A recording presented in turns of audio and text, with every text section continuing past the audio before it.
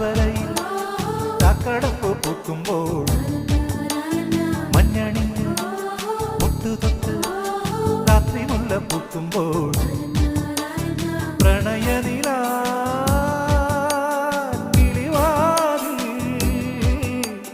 പ്രണയനില കിളിവാതിൽ മാറി തുറന്നതാരാണ്? ഒരു നൂറിത്തം കാതിൽ ചൊന്നതാരാണ്? കോടമഞ്ഞ് താഴ്വരയിൽ ചാക്കടപ്പ് പൂക്കുമ്പോൾ മഞ്ഞണിഞ്ഞ് ഒട്ടുതൊട്ട് രാത്രി മുല്ല പൂക്കുമ്പോൾ